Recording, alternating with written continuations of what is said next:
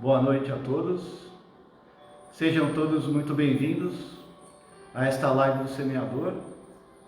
Hoje estaremos encerrando o Momento Espírita, comemorando o aniversário de Allan Kardec, e teremos a palestra do nosso querido professor e amigo Alexandre Runho, que vai falar sobre mais uma bem-aventurança que Jesus nos deixou, que é bem-aventurados os perseguidos por causa da justiça.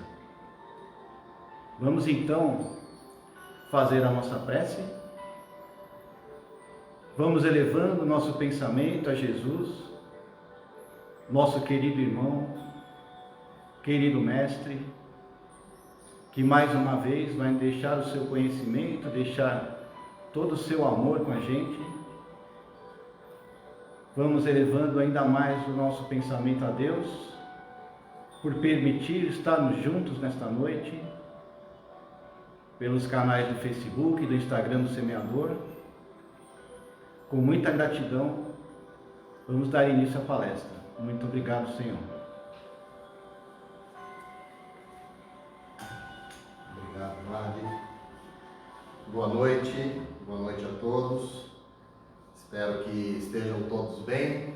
Um momento espírita, um ano diferente, né? Nós tivemos que nos readaptar aqui, fazendo os encontros, embora nós aqui, a equipe presencialmente, mas encontrando a todos de uma maneira virtual. Mas, enfim, a essência, ela continua a mesma. A alegria de estar aqui no mês em que nós comemoramos o aniversário de nascimento do Kardec, trazendo os ensinamentos evangélicos, a visão espírita para todos os ensinamentos evangélicos, é para nós um motivo de muita satisfação.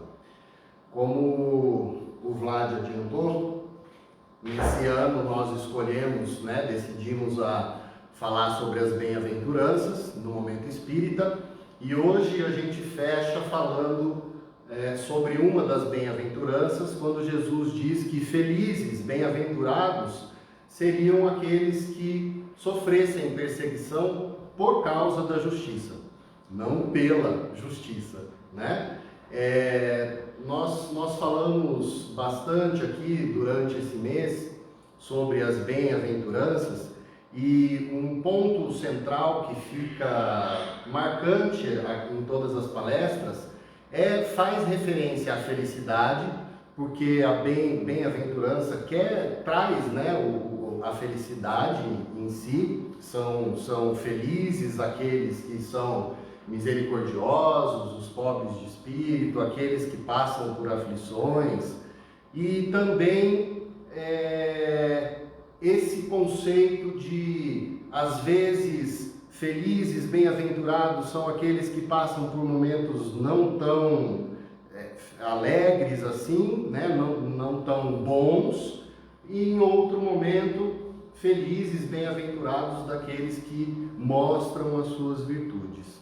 Isso nos faz pensar se existe aí uma justiça incutida nesse paralelo, né? Às vezes a dor e o sofrimento, às vezes a virtude. Que relação é essa que Jesus quis trazer para nós, para o nosso entendimento?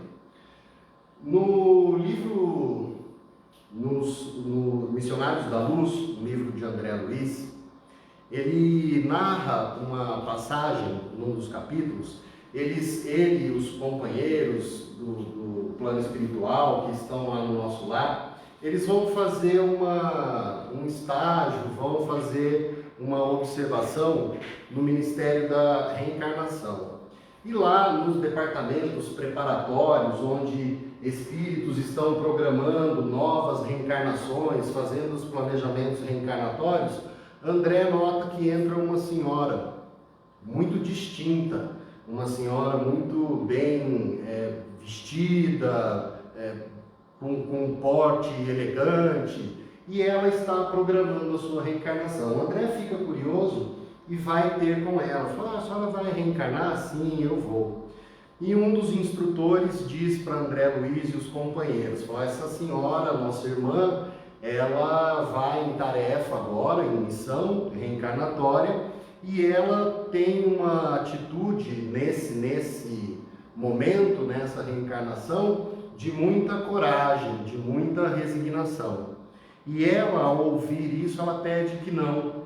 Ela diz assim: eu prefiro que não seja considerado assim, porque quem reencarna para resgatar um débito não é digno de receber aí o adjetivo, a qualidade de coragem. E ela diz: eu vou reparar falhas gravíssimas que cometi na última encarnação. E o André fala: pô, tem falha, então há um débito aí a ser reparado, e ele fica curioso para saber o que é. E ela diz que na sua última encarnação, ela foi de uma família, teve um casamento muito feliz, casou com um homem muito digno, que zelava por toda a família, pelos compromissos assumidos, um bom marido, um bom pai, e ela também, uma boa mãe. Eles foram ricos, né? Tiveram posses, e tiveram 3 filhos. E o pai, sempre muito rígido, exercendo o controle através da educação dos seus filhos, sempre acompanhando muito de perto o desenvolvimento dos filhos. E ela diz para André que em determinados momentos ela desautorizou todos os mandatos ali do seu marido. Todas as decisões que o marido tomava em relação aos filhos, ela depois o desautorizava e liberava para que eles fizessem todas as suas vontades por um excesso de ternura. A fala dela é: por muito amá-los, eu permitia que eles fizessem aquilo que achassem que fosse melhor para eles, que trouxesse felicidade. Numa visão equivocada do amor, porque ela achava que fazia isso por amor, por um sentimento de amor. Um amor equivocado porque essa permissão que ela sempre deu em exagero para os seus filhos levou-os a uma encarnação desastrosa. E quando voltaram ao plano espiritual, eram 2 homens e uma mulher, 2 filhos e uma filha.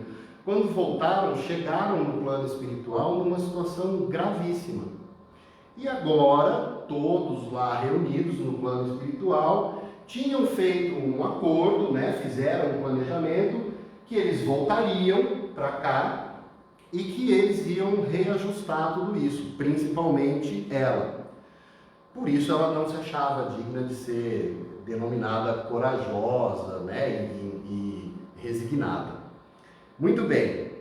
E ela conta o que eles haviam planejado. Para que ela quitasse esses débitos adquiridos através de uma educação equivocada com seus filhos, por excesso de ternura, ela voltaria. Eles, todos os 3, voltariam como filhos dela novamente, só que dessa vez um deles chegaria paralítico, o outro chegaria com problemas, deficiências mentais, e a filha chegaria com algumas questões de limitações também, mas ela viria numa condição um pouquinho melhor, porque na verdade ela iria ajudá-la, iria ajudar a mãe, que em algum momento ficaria viúva.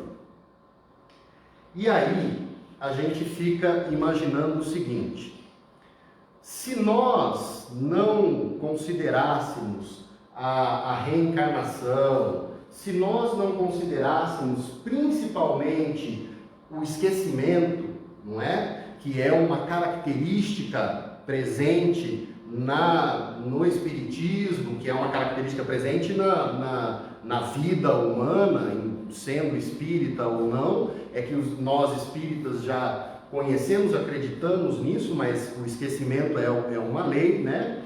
Então, quando nós imaginamos o seguinte: nessa encarnação, imagine que a pessoa esquece, né?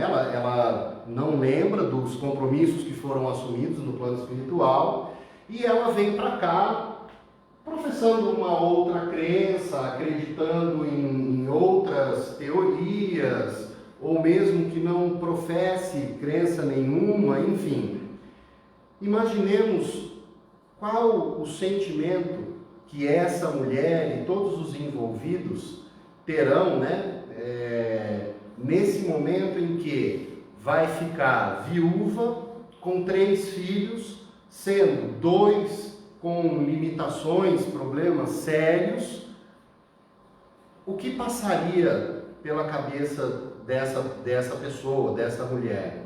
Certamente, provavelmente, viria um sentimento de muita revolta, e mesmo que não houvesse ali um sentimento de raiva ou de revolta, uma sensação de ser injustiçada. Por que comigo?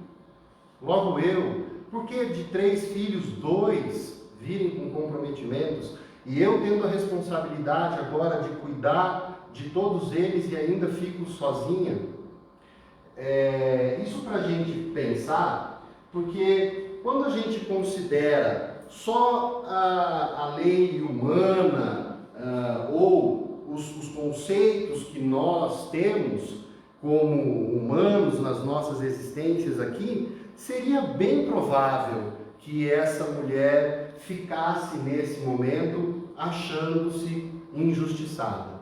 Assim como acontece com N casos, conosco, com parentes, com amigos, com conhecidos, que frente a pequenas situações adversas, julgam-se injustiçados. Tanta gente no mundo, tanta gente fazendo coisa errada, tanta gente prejudicando outras pessoas, e por que isso vem acontecer comigo? Que sempre agi com retidão, dentro de todos os princípios, tomando cuidado com as leis para não transgredi-las. Isso é muito natural que aconteça.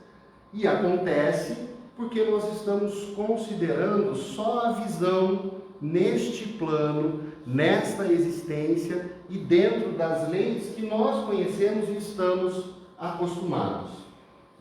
Se a gente vai buscar o conceito de justiça, para nós, a justiça humana, está lá, que é a qualidade do que está em conformidade com o que é direito. Maneira de perceber e avaliar o que é direito, justo. Essa é uma definição que engloba, tudo bem, a justiça humana, o reconhecimento do mérito de alguém ou de algo, mas se a gente pensar nesse exemplo, por exemplo, o que ficaria evidente aqui? A qualidade do que está em conformidade com o que é direito. O que é direito? O que é certo? Será que nós, homens, podemos dizer que todos os nossos conceitos de certo e errado, de justo e injusto, eles são completos? Porque o que é certo para um pode não ser para outro. E com isso a gente não está invalidando a definição ou invalidando a justiça humana. Entendemos a importância de um conjunto de normas, de regras, para que um grupo de pessoas, a sociedade, porte-se de uma maneira ética, de uma maneira civilizada, não prejudicando os outros ou minimamente prejudicando. Mas aqui nós não podemos falar de algo absoluto, porque tudo que está aqui é relativo. E essa relatividade é o que dá essa condição para nós, para essa senhora, no caso, julgar-se injustiçada em determinado momento, passando por dificuldades aqui. Mas, quando nós vamos pensando um pouco mais, saindo da relatividade da justiça humana, porque entendemos que esses conceitos eles são variáveis, inclusive numa mesma sociedade, com o tempo as leis podem mudar, Então, para sair dessa relatividade, a gente precisa buscar o que é absoluto. No Sermão do Monte, que é o que nós desenvolvemos aqui durante esse mês, Jesus, ao terminar o Sermão do Monte, quando ele fala das bem-aventuranças, ele diz para as pessoas o seguinte: buscai primeiro as coisas de Deus, buscai primeiro o reino de Deus e a sua justiça. Aqui entra um conceito importante e que vale a pena, é importante que a gente atente para isso, porque ele falava da justiça de Deus, da justiça divina, e essa sim sai da relatividade e entra no absolutismo, porque absoluto é Deus. Então a justiça absoluta é a justiça divina.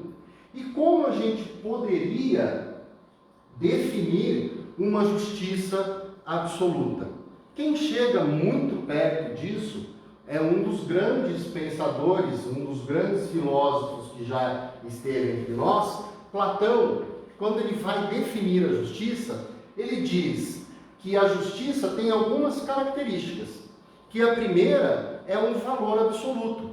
Não existe justiça com injustiça. Eu não posso ser justo praticando injustiça com o outro.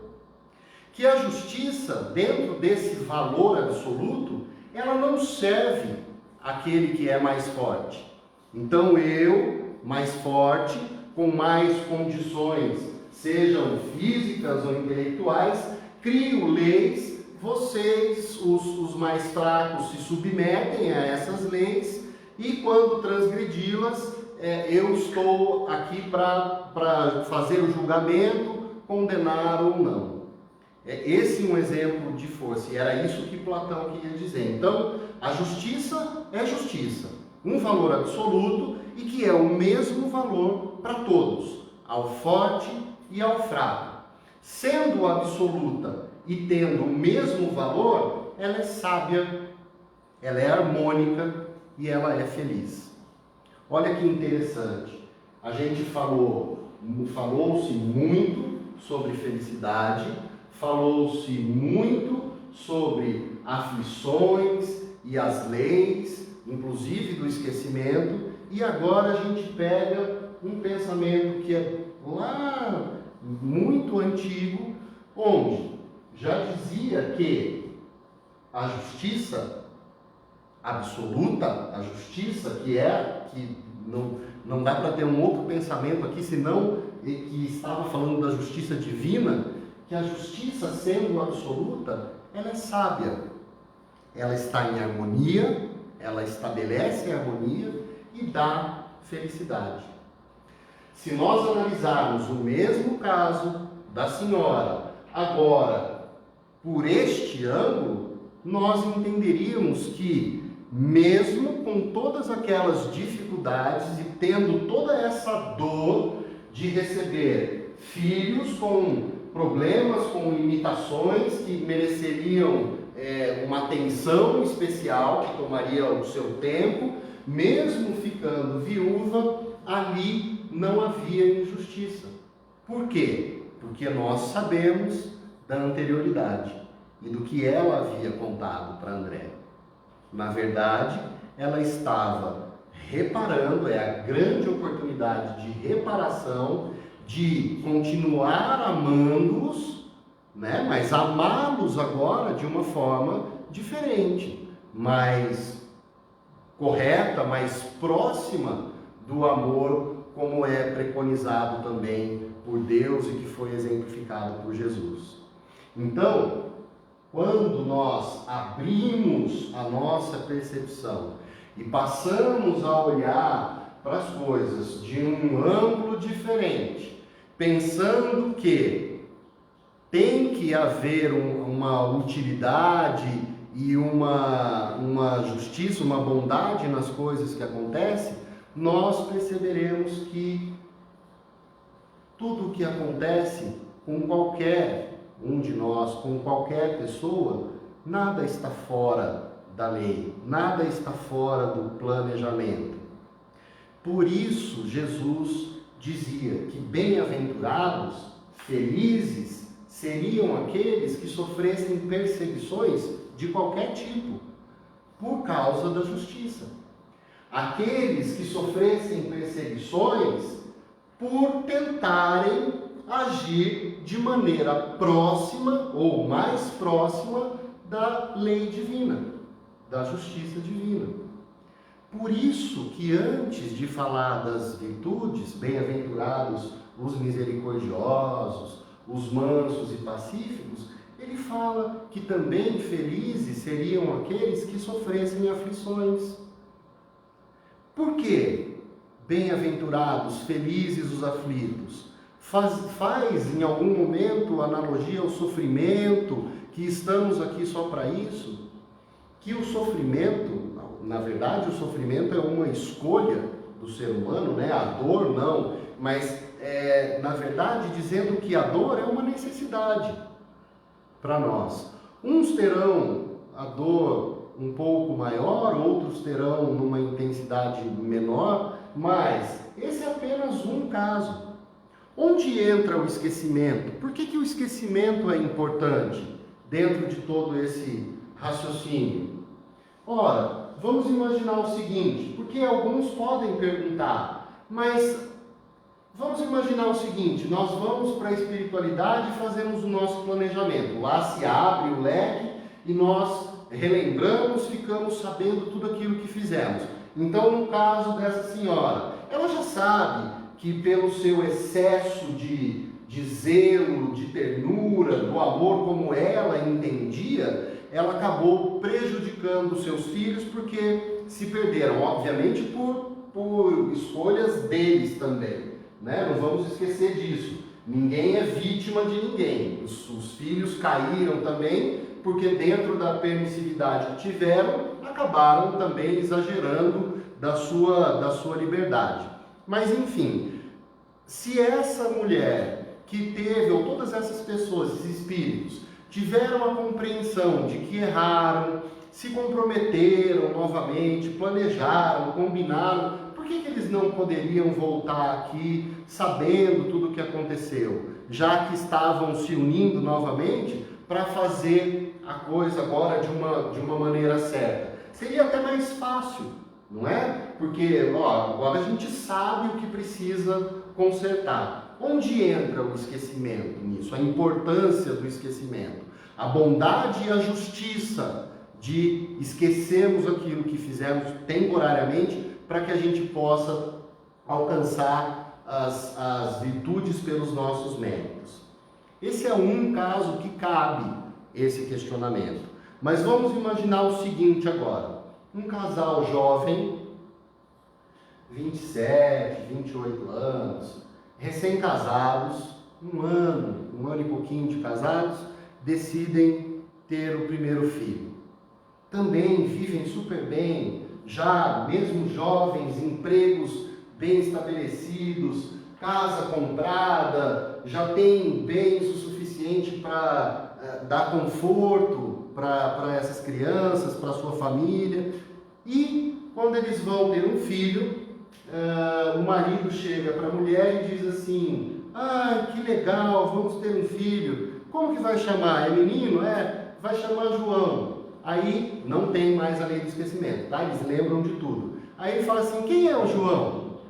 Aí a esposa diz para ele, o João é o Antônio, que há 120 anos atrás, na outra encarnação, você assassinou. Lembra?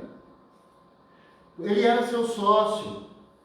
Vocês tinham uma empresa juntos e a empresa prosperou demais. Você, em algum momento, acabou deslizando com a sua ambição, com a sua vontade de ter mais, e você acabou roubando tudo dele. Eu era a esposa dele nessa época. Você acabou roubando, inclusive, a mim, dele também. E aí ele ficou muito bravo, ele ficou muito nervoso com essa situação, ou foi um dia discutir com você e você acabou assassinando ele. Mas agora olha que bom, nós vamos recebê-lo para poder resgatar tudo isso e vamos amá-lo. E aí o marido começa a pensar, nossa, quando ele chegar, ele vai crescer, ele vai herdar tudo o que eu tenho agora, porque a lei divina ela é justa, né? Ela vai reparar tudo isso. A justiça humana ela é punitiva, ela é corretiva. Através da punição, os indivíduos tentam, né, pelo menos, corrigir as suas falhas. A justiça divina, ela não é punitiva e não é corretiva, ela é pedagógica, ela é restaurativa.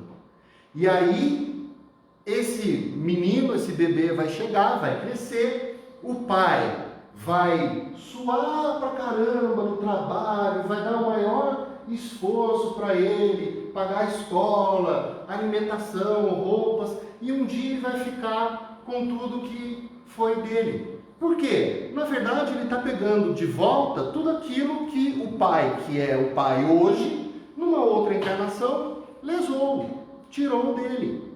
Por isso a justiça divina é pedagógica, porque nós aprendemos através de tudo isso. E se não houvesse o esquecimento, esse aprendizado provavelmente, bem provavelmente, não aconteceria.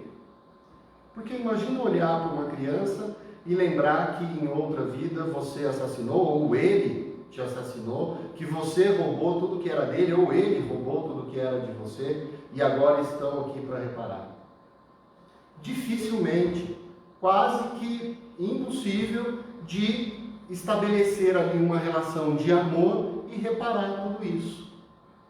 Então, a lei divina sendo restauradora, sendo pedagógica, dá a oportunidade para que esses indivíduos reparem os seus erros através do amor.